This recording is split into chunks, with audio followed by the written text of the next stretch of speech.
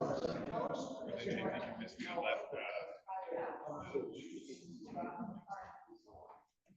evening, everybody. We're going to get started in about 5 minutes. Just recognizing the traffic outside, we want to make sure everyone gets here who's on their way. We do recognize that we have some folks joining us on Zoom webinar as well this evening. Thank you for joining us, and we're going to get started in about 5 minutes. So thank you for your patience, and we'll be back in 5 minutes to start the presentation. Thank you.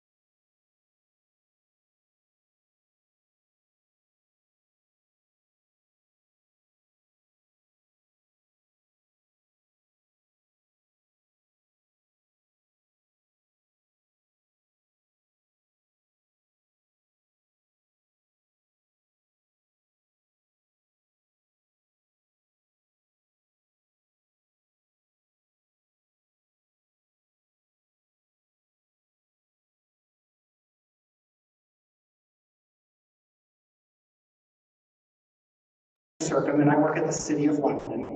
We begin tonight by acknowledging that we are gathered today on the traditional lands of the Anishinaabe, Haudenosaunee, Lenape, and Attawanari. We acknowledge that all treaties that are specific to this area, the Two-Row Wampum Belt Treaty of the Haudenosaunee Confederacy Silver Covenant Chain, the Beaver Hunting Grounds of the Haudenosaunee Nanfan Treaty of 1701, the McKee Treaty of 1790, the London Township Treaty of 1796, the Huron Tract Treaty of 1827 with the Anishinaabe, and the Dish with One Spoon Covenant Wampum of the Anishinaabe and Haudenosaunee. This land continues to be home to diverse Indigenous people, First Nations, Métis, and Inuit, who we recognize as contemporary stewards of the land and contributors to society. We hold all this in the natural world to our highest esteem and give honor to the wonderment of all things within creation. The three Indigenous nations that are neighbors to London and are the Chippewas of the Thames First Nation, Oneida Nation of the Thames, and the Munsee Delaware Nation, who will continue to live as sovereign nations with individual and unique languages, cultures, and customs. This land acknowledgement is a first step towards reconciliation. Awareness means nothing without action. It is important that everyone takes the necessary steps towards decolonizing practices. We encourage everyone to be informed about the traditional lands, treaties, history, and cultures of the Indigenous people local to their region. Thank you.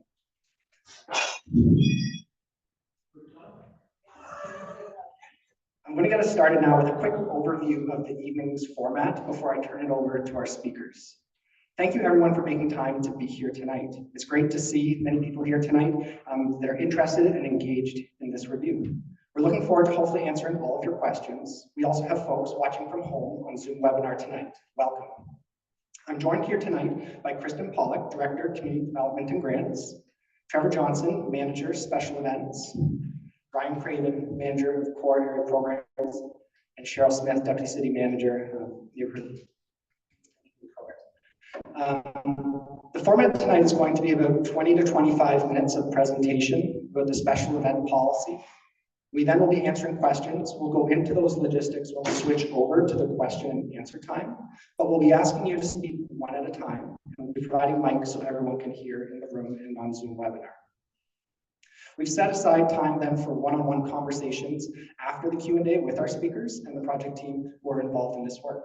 If you're watching on Zoom, you will also be able to use the Q&A tool to submit questions. I also want to remind you that we have feedback forms available in the room to collect your comments, and please leave these with staff before you go home tonight. Comments are also being collected through the website getinvolved.london.ca. We've heard a lot of feedback this month already, and we're eager to hear from all of you.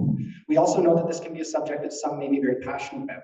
In the interest of making sure that everyone feels that they have a safe environment to engage, we kindly ask that everyone remain respectful of everyone else in the room this evening, speakers, staff, and other people attending here tonight. We will do our best to answer as many questions as we can. Thank you for understanding. And with that, I'll turn it over to Councillor Ferreira for a few words. Councillor?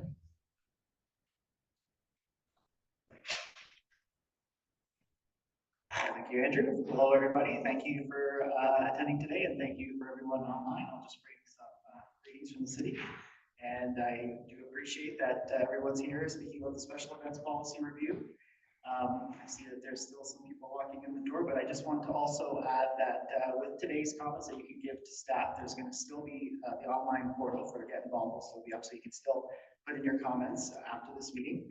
And also our public participation meeting will be on November 11th at committee, and you can either write in and speak or do both. So thank you, and I guess I will yield to the next speakers. Thank you so much.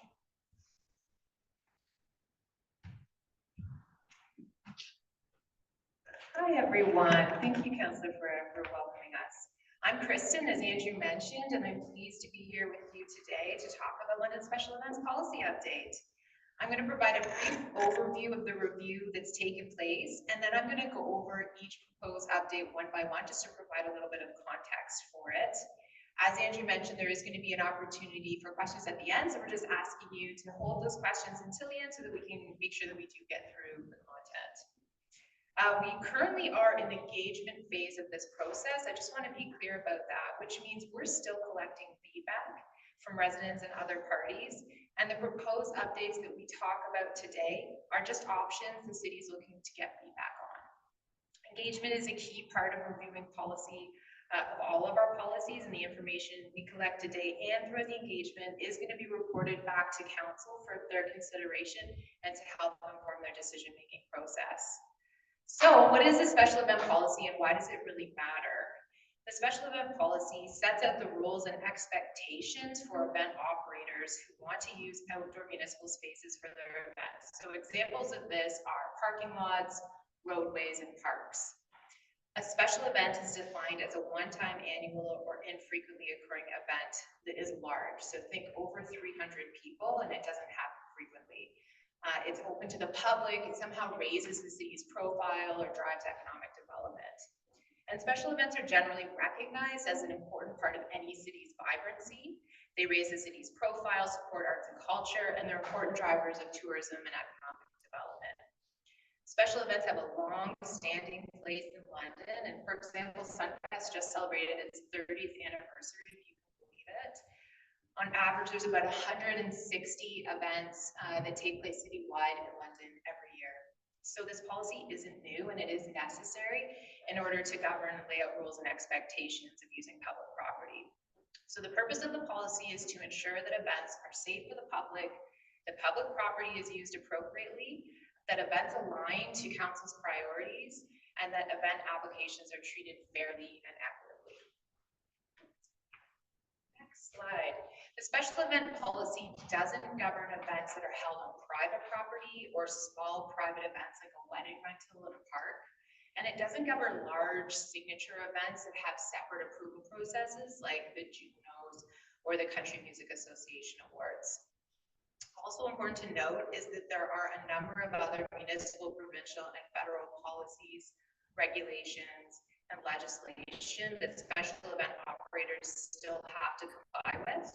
So if a component of an event is already governed elsewhere, it may not be included in the special event policy.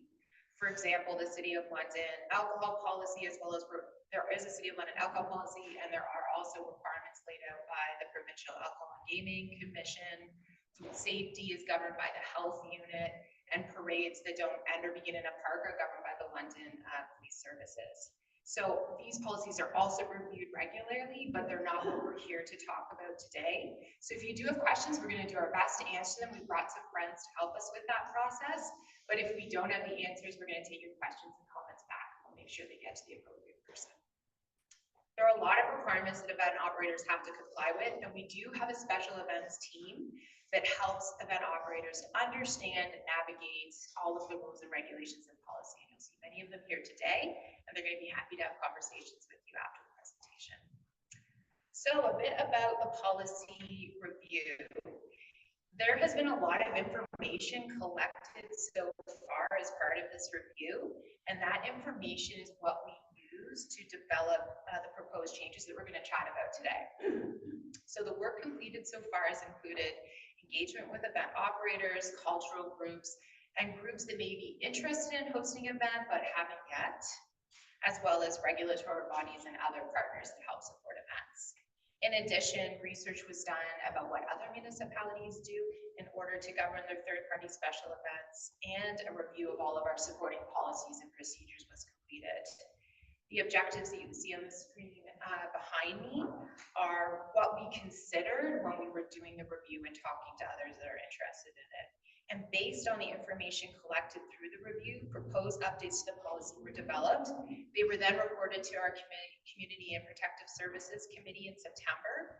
And the purpose of that report was really to present the proposed changes to our council and to the public in an open and transparent way, so that the public could then provide feedback and respond to those propositions.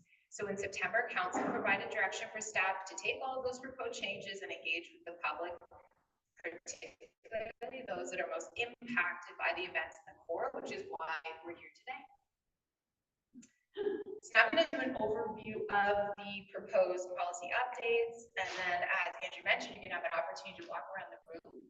So if you feel more comfortable having a one-on-one conversation, you're more than welcome to do that after the presentation.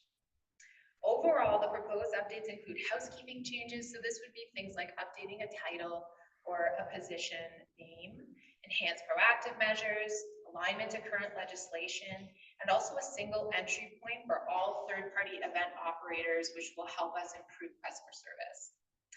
The proposed updates involve some streamlining to make the policy easier to use, which is something that we heard from event operators. So operational, procedural, and organizational components of organizing an event are going to be included in a new administrative procedures manual that will be like a working document, and it will be easier for event operators to navigate and use. Also, in general, the proposed updates do not increase the capacity limit for the number of events.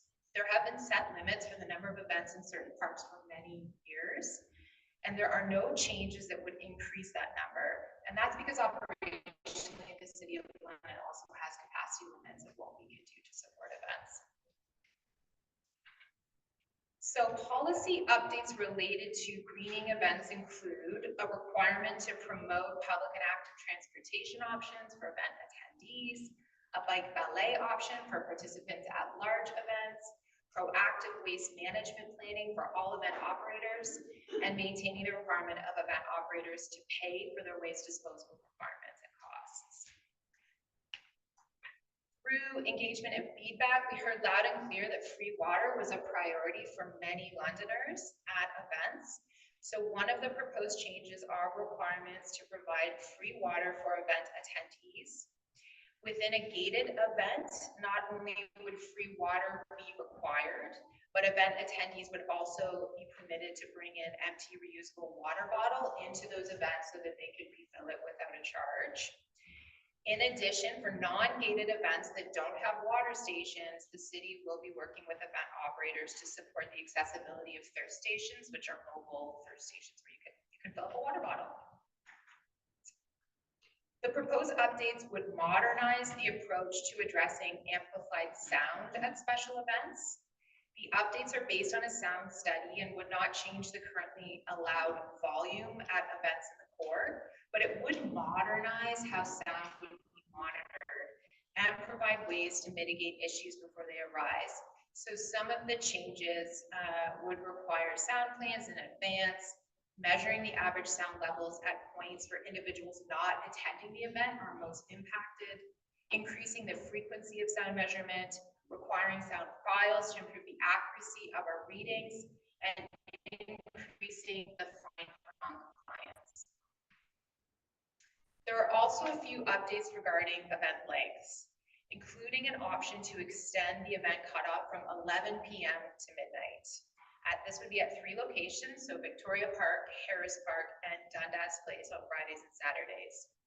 The proposed change was based on input from several event operators. When asked about barriers to hosting their events, they requested some flexibility for performer encores or schedule changes or unforeseen circumstances. Also, there is an existing precedent in the core by non-city outdoor venues that do allow sound until midnight already. So this option could provide some consistency for sound in the core. Also, recommendations from previous engagements and planning work. So for example, a music, entertainment, and culture district's feasibility report identified extending hours to midnight as a priority. And this would also provide a way to allow London to thrive as a city of music. We do know that many of you, or some of you, here today do have concerns about this extension, which is why this engagement phase is so important. We want to hear from you, and your input will inform the final recommendations that go forward to council. So these are just proposals that we're looking for feedback on. The policy update maintains the current number of days that events can take place in our core area parks. It does remove the limit of the number of subsequent days for an event in Harris Park. And for context, these limits have been in place for many years. We have not changed them, and these parks typically do not reach the limits that are set out in the policy. For safety and security, enhanced requirements around emergency management are being proposed, including proactive planning and an increased involvement of the city's emergency management team. This change is in part of a response to an increased frequency of severe weather incidents that we have experienced. And this really has required an enhanced and proactive scrutiny of safety risks at events moving forward. Fire safety policies are maintained and now complement the revised fireworks bylaw. And consideration was given to mechanical and electrical rides in parks, but given the environmental impact, we continue to recommend that they not be allowed in parks. In addition, requirements around alcohol include compliance with our alcohol policy, as well as the AGCO and other policies. Compliance with the Accessibility for Ontarians and Disabilities Act remains a requirement for the special events policy proposed update. However, updating the special events procedures manual will be very important here, because we would like to include specific requirements around how best to operationalize the Act's objectives. For example, we want to build out best practices for dedicated seating areas at events and signage to locate those seating areas. A planning template will be created through the city's anti-racism, anti-oppression team to help event organizers address priorities in the AODA, and that will be informed by the Accessibility Community Advisory Committee.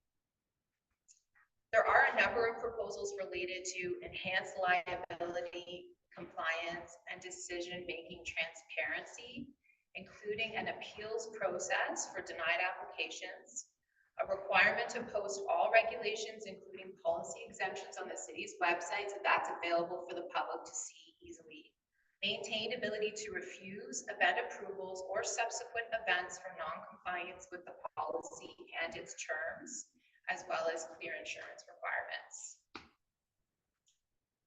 And finally, a key change is the creation of standard planning templates and capacity building opportunities for event operators to reduce barriers to hosting events.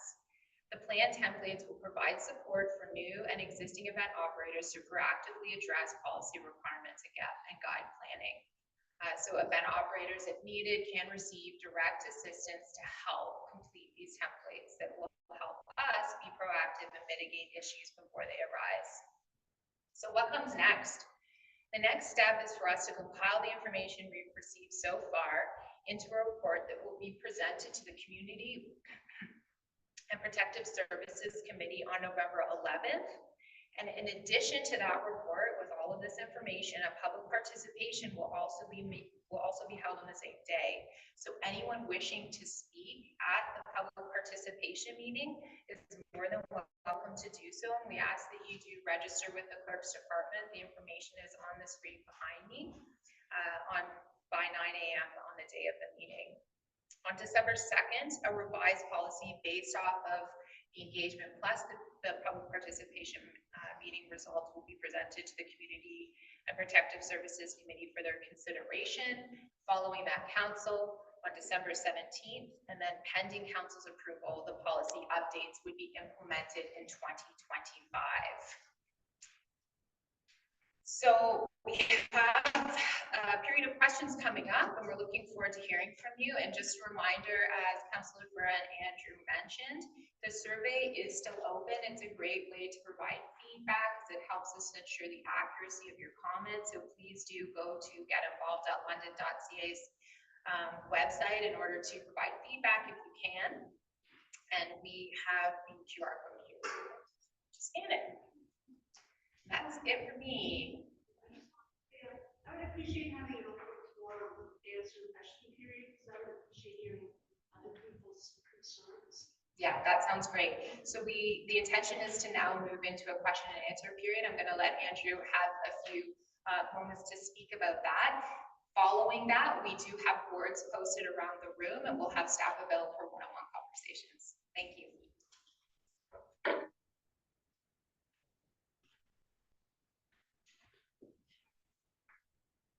Thanks, Kristen.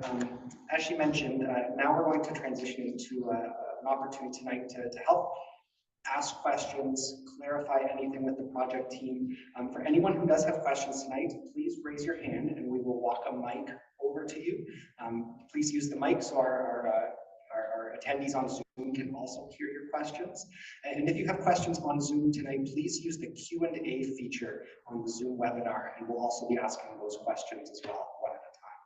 We want to make sure everyone has a chance to ask their questions, so some general guidelines to keep in mind, please. Several people may have the same question, so if your question has been asked already, feel free to pass on your turn to someone else. This is a time where we're hoping to share information and provide clarification. If you have general feedback and comments rather than questions, we'd really like you to please use the feedback form so we can collect that at the end of the night. Feedback's also being collected through the getinvolved.london.ca webpage as well, please. Finally, please remember that people come to these meetings with varying views and perspectives. Questions and comments should be considerate of that. Please be respectful when asking your question, and we are committed to maintaining respectful dialogue here tonight. Thank you. And with that, let's get going. If there are any questions, please raise your hand and we'll welcome you over. Marion.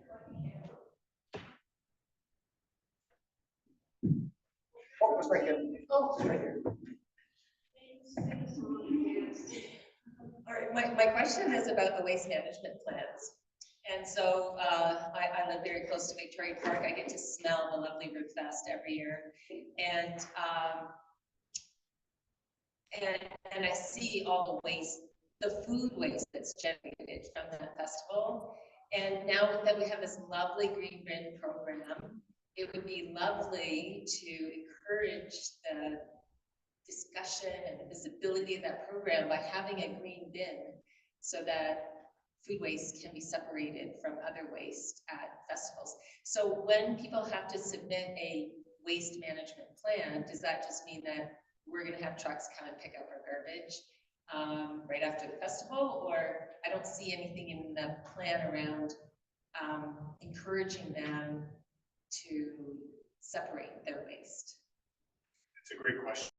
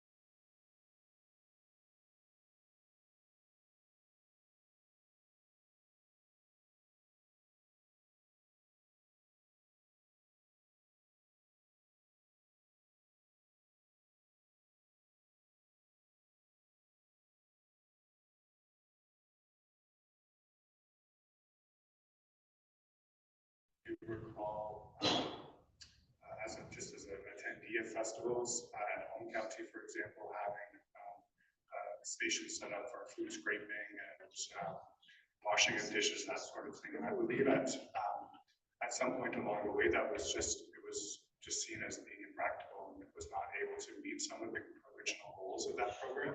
So what we focus on with our waste management folks is how do we best deal with the garbage that is produced? So how do we create opportunities to have better separation of garbage, removal of garbage, and how do we make sure that we make incremental changes that support things like being able to bring in a reusable water bottle and making sure that there's free water on site.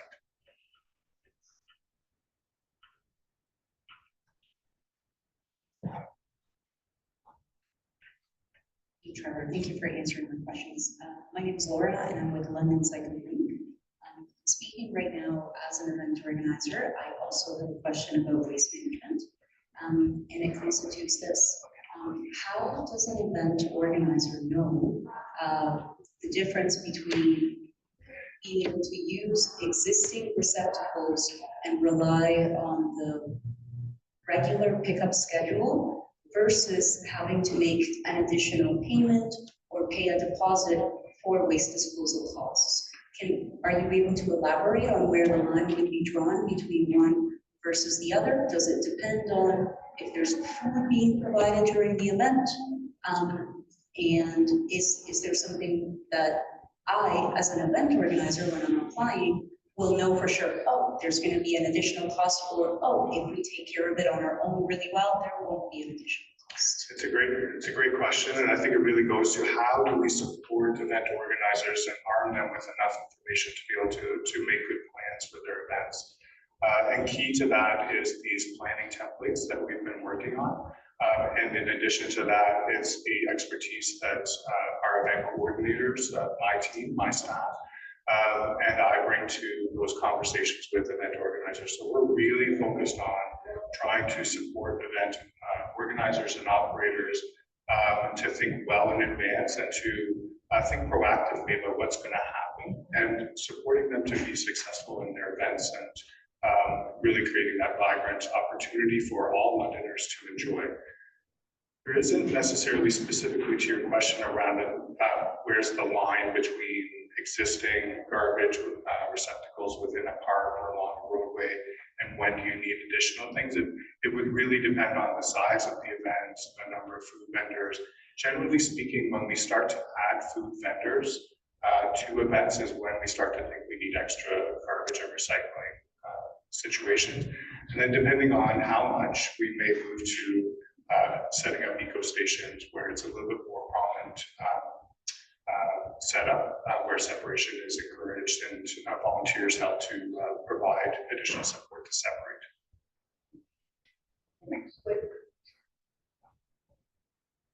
Just a quick follow-up about the eco station. So would an eco station be something that becomes part of the proposal for the event, and that City of London would bill us for in advance, or would it be something that the event organizer is responsible for implementing on their own? Yeah, a little of both. So eco stations are so ultimately event organizers or operators are responsible for managing all of the waste that comes from their event within a park or along a roadway. And so one of the ways that we encourage and support them to do that is through eco stations. So if you imagine Victoria Park, the Sunfest or something like that, we set up eco stations and identify how many eco stations they may need within the park, and that's usually based on the number of food vendors and the size of the event.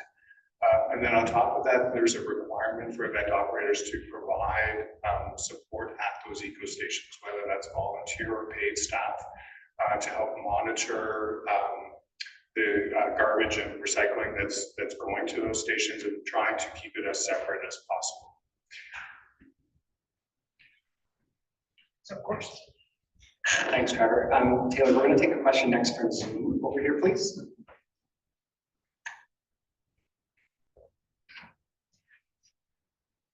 So the question from a participant on Zoom is whether this policy impacts special events being held at community centers, neighborhood parks, and outdoor spaces at community centers. So there's 3 different spots there. Within community centers, it doesn't apply. So the policies are different for within public or city-owned facilities like community centers. Many community centers have parks attached to them, so it certainly would apply to those parks. East Lyons would be an example of that, where there's a community center and a park where special events happen outside of the community center. And then, I'm sorry, Michael, what was the third? Outdoor spaces at community centers. Yeah, I so think you same- touched on that, same yeah.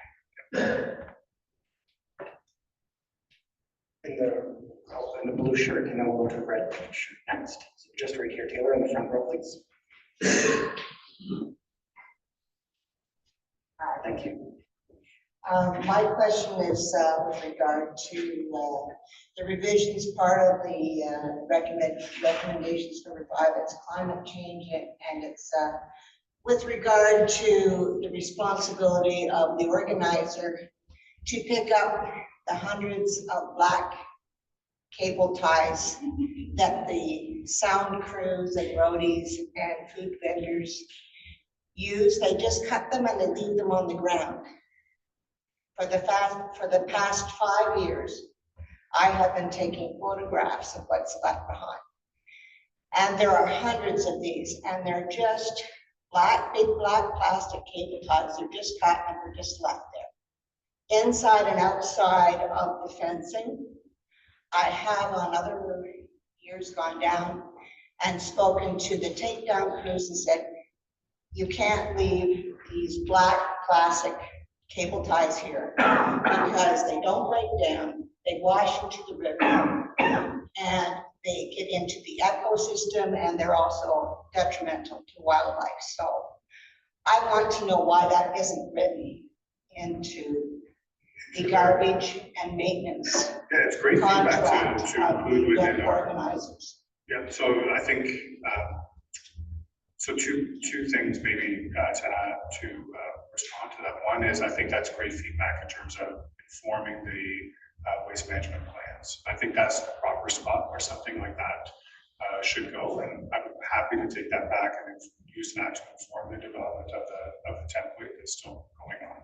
Well, because they, at the time that these people are cutting them, they could just pick them up with the hand that they're holding it with and just put it into a receptacle and take it with them. It makes a lot of sense. And then I think there was a question at this table. Red shirt. Yeah, well, we're still on there. So I am extremely concerned with the direction this conversation is taking. That's typical of the city of London. All we talk about is recycling. Quite frankly, who cares? Most recycling goes in a landfill. This discussion needs to be about waste reduction. I'm involved in special events for over 20 years here in this city. I've run some of the big events that have the least amount of garbage generated. How to stop stuff being generated? That's the only answer there actually is. They don't reduce. Has to come first. It can't be a discussion about recycling. It can't be a discussion about, oh, make sure you have people monitoring the bins or whatever. It has to be a discussion on how to reduce the amount of garbage generated. Otherwise, we're actually not doing anything. We're still generating the same amount of garbage. And it's really important we stop the generation of garbage. Like, you come to one of my events, you get a sausage, you get on a napkin. You're not getting a plate with it. You're not getting a bunch of cutlery and stuff. You get a napkin. I'll tell you, by the end of the day, we'd have 10,000 people order hot dogs. It still wouldn't fill a garbage bag with napkins. And that's part of the philosophy of this. It has to be, and I understand that there's a great deal of flexibility with the special events department. I always appreciate it. I've always thought you've applied a very common sense manner. Rules that don't necessarily apply to one particular event, fair. And you don't, and I really appreciate, we've always appreciated that. But we must center this discussion around the reduction of waste. It can't be about recycling. That's just the wrong tack. I mean, every environmentalist on the face of the earth will tell you that. And again, we're heading in that direction. And it just can't be. Happy to take that feedback back. Gary, to our waste management division. For sure.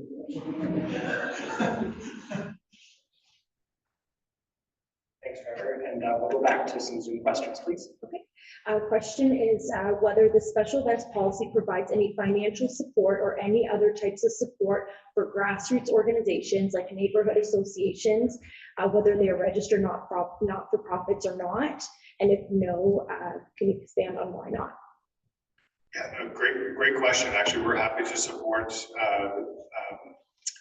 all event operators, big and small. So there's a couple of different ways that event operators that are thinking about organizing their own event can access some funding to do that. One is the Neighborhood Small Events Fund, which provides small grants of up to $500 for neighborhood groups to host block parties, picnics, all sorts of different kinds of events within their neighborhood. And that funding can be used for a variety of purposes to support that event. The second piece of funding that's available, or funding opportunity that's available, is that there is a fund available through the Arts Council that's administered on behalf of the City of London related to cultural events. And so event organizers can access that fund, or at least apply to that fund as well. Thanks, Trevor. There's a question at the back table, please.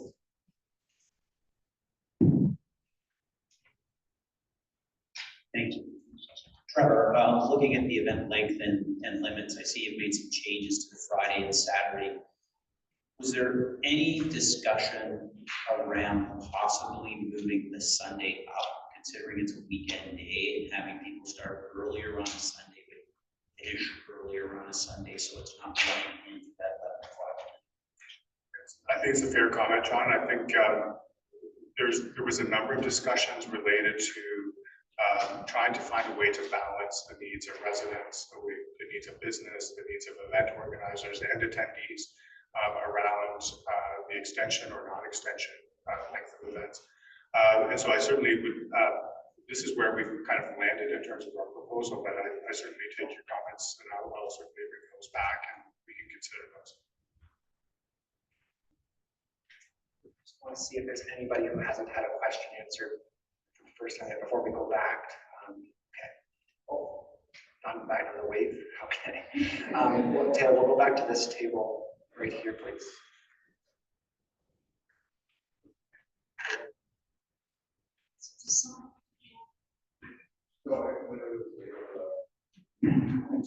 I just feel like you're not being realistic here on what the impacts are of the events. So your predecessor expressed concerns about the compaction of Victoria Park and the inability of the trees to be able to survive.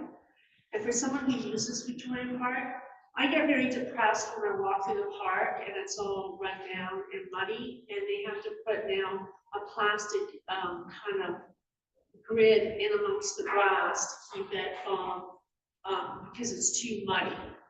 And so that's usually, and your predecessor was concerned about the sheer number of people pounding down on that park. And so I think realistically, part of your policy should question if these events are too big for the space, if they've outgrown that space because of the negative impact it has on residents, the erosion that's happening on the park. That's not here, okay? This is a very glorified, happy-go-lucky policy, even though I think some of it's quite good, but I wouldn't start that way. And people in the neighborhood want Harris Park back. We can't use that park. It's a desolate park. The idea is that we can use it in the winter and that's it. We desperately need a dog park. And Harris Park is the best place to put a dog park. How are we gonna have a dog park there when the city is planning to expand the use of the park for businesses? Because let's face it, Rock Park is a business. They wouldn't hold the event if they weren't making lots of money. Okay, you don't want to have a waste-free event because the vendors make money by, like there's money at every stage of those events. There's nothing unrealistic to say that you bring your own container. There's no scraping of food, okay? You just take it home, use. That's how it works. So, and Harris Park is trampled. It's trampled, it's depressing. if Rocket Park is held at a time when there are fledglings, there's no assessment if there's wildlife mortality.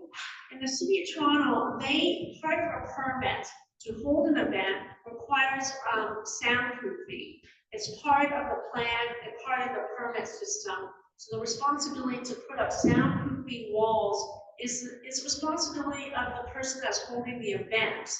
Okay, so they strike a better balance between having these events, which people enjoy, and ensuring that people can live their lives without these major disruptions. And you don't take into account that if you make it a later event, that all the people that stream out of those events, it takes about an hour and a half for them to stream out of those neighborhoods. So while it may be midnight, it doesn't get quieted down till 2. And people work in the morning. I have a job. I work in the morning. I don't want to wait till 3 o'clock in the morning so I can get some sleep. So there's nothing like this in this policy because it's not a realistic policy. You're pushing to have these go forward, and I would appreciate it if the conversation was more honest and you looked at the whole scope of the impacts of these events and then start making these policy changes. You haven't done that yet. And I think this is premature. So you need to understand that Harris Park is being eroded. It's a garbage dump. I guess you don't go down there because if people are going down there and they're seeing all these tags on the ground, and you don't know that tells me you don't go down there after the event is closed up. And you can't make decisions if you're not familiar with what goes on and what the impacts are. And I think people go down to the river because there's a lot of people that appreciate wildlife viewing, and those concerns about wildlife are real concerns, and they have to be part of any policy. It's not to avoid, and if you're killing wildlife, that's a problem. So I think this is premature. There's some good things in it, but it's not enough. It feels wishy-washy, and the city should graduate now. And I talked to the UNESCO office in Britain, okay, and they understand that there has to be, they're all for like music cities, but not if it becomes really negative and burdensome to residents and the broader environment.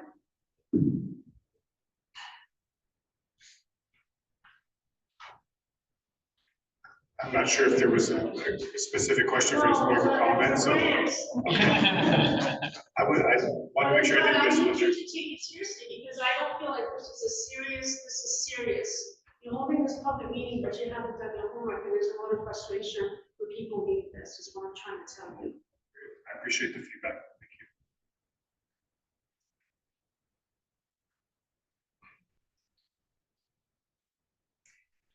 I have 2 questions. One sort of a follow-up on Harris Park.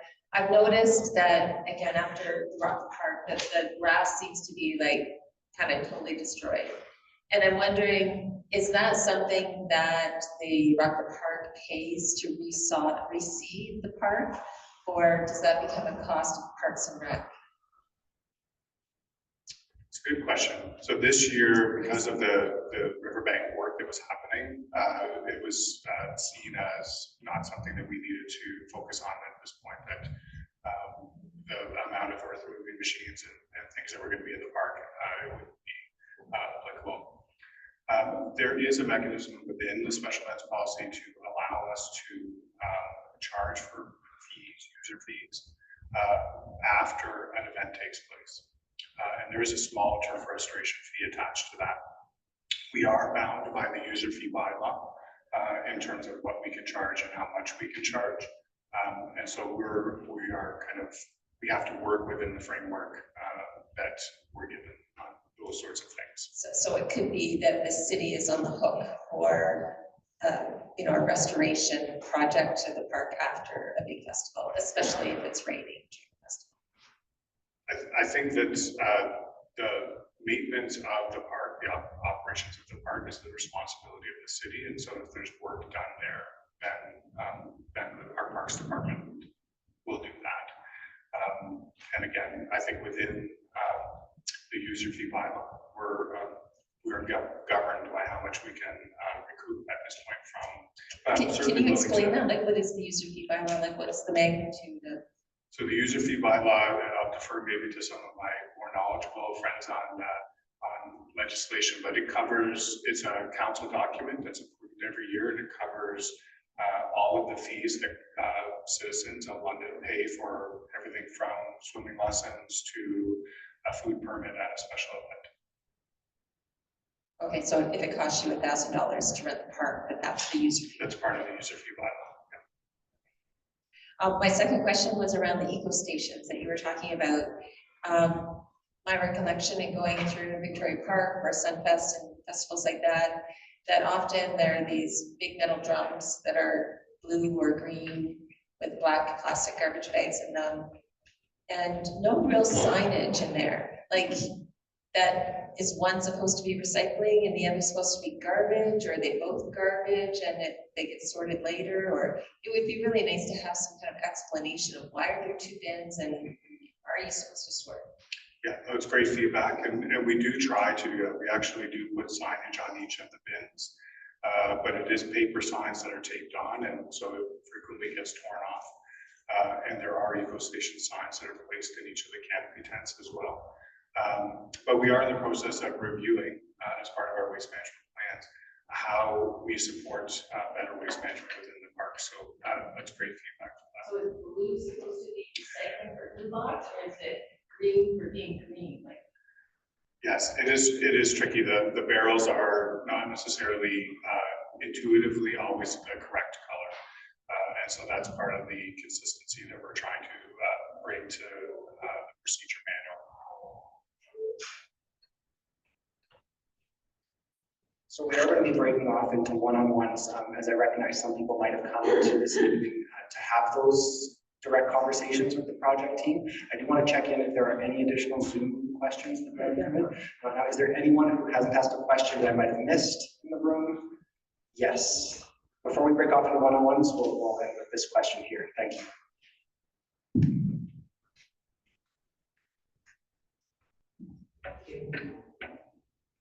I wanted to, well, first of all, I live in a 10-story condominium building at the corner of Central and Talbot. And we tend to be blocked in whenever there are fundraising road races. Literally, can't go south on Talbot at Dufferin, can't go north at Talbot and Central, can't go north at Central and Richmond, can't go south at Dufferin and Richmond. Now this year it was better because you had the rolling closures, but we heard the feedback loud and clear. I don't know if this is a suggestion or a question, but years ago with the races, we used to have some mail-outs where people who lived in the building knew that there was going to be a race that morning. And this seems to have gone by the wayside. Yeah, it's a great suggestion. Yeah. We actually, within the updated policy, we have a policy that allows us to require. Just some examples. One time I was supposed to be meeting some relatives in town and I couldn't get out. Yeah. And people go to church and not necessarily downtown, but my neighbor who went to church couldn't get back home.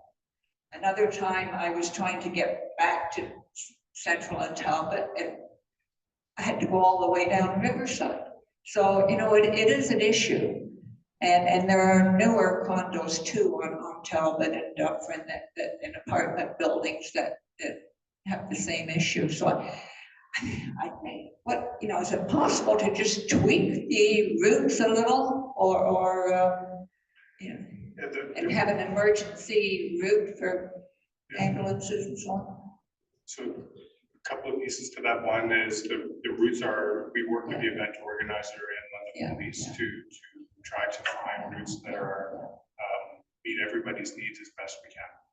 I think your comments about improving communication to residents are well taken from me. I think that's part of our policy update relates to how do we encourage and require event organizers to let people know more ahead of time what's happening during event season in particular, so that they can make some decisions about activities.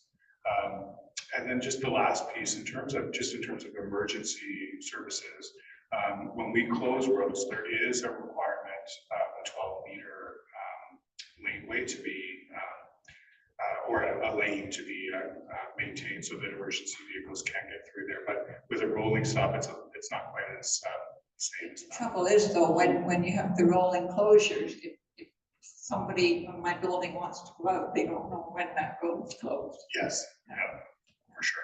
And I want to emphasize too, that the fundraisers are for a wonderful cause, and that this isn't the issue at all. It's just that, you know, we don't like being blocked in for, you know, hours. And I don't blame you at all. Yeah. So thank you. One last comment in the back, Trevor, before we end. Thank you. Yes, I did ask a question, but actually the lady, excuse me, the lady that you just asked this question. I just have actually a question for you. When you said, what would work best for you, the city to inform you with disclosures? What method would work best for you and kind of timing? You know, I would have to, you know, I'm not quite sure I have an answer. Okay. No, I was just curious. Okay. No. You know, I mean, I've sat down and tried to map out an alternate route. I mean, you know, if you're going to use the central core, it ties up a lot of things and yeah. Well, Carol and I live almost kitty corner to each other. And the thing about this last event, and this happens every year, we're used to it. We know it's only 4 hours. We know there's a rolling roadblock, but it is not sufficient enough to prepare for unseen emergencies. For example, if you have an elderly parent and they call you and they're in some kind of trouble, well, you don't have the time to walk over to Oxford Street and try to get an Uber. You've got to go there. If your kid's at a game and they get hurt, you got to go there. We cannot have a whole neighborhood of 2 square blocks times 4 completely blocked off all of the time. There's no way that even if we know when those roadblocks are going to turn over, because you don't know how many run-ins there's going to be, you don't know how long that's going to take. So there's no way to predict all these kinds of variables that could happen in an emergency. And that's what we're concerned about, is our own safety. Okay? So that's the nuts and bolts of it. And we think that the Run for the Cure is a wonderful thing, and we do support it. So we just want to tweak those little bits of it. Okay. Okay. So thank you, everybody. This concludes our Q&A, and the project team is going to be here for a little bit to have any one-on-one conversations that you might want to have. There's boards on this side of the room too, if you'd like to review. We're going to be posting a recording of the presentation slides tomorrow onto the Get Involved webpage. Please leave any feedback forms with the City of London staff before you leave. And if you'd like to share more feedback or submit anything tonight, this weekend, or next week, please do so to the Get Involved.london.ca webpage. Maybe go back, Trevor, to the slide about next steps. We'll leave this slide up here too. And thank you everyone who attended in person tonight, and thank you everybody on Zoom this evening. Thank you. When you go to fill out the survey or your feedback form online, all those proposals come up on the landing page for you. There, so you can kind of review them before you do the, or you actually fill the survey. Yes, thank you for that point. The information, a lot of the information that were on the slides is already onto the webpage for anybody who'd like to review it tonight.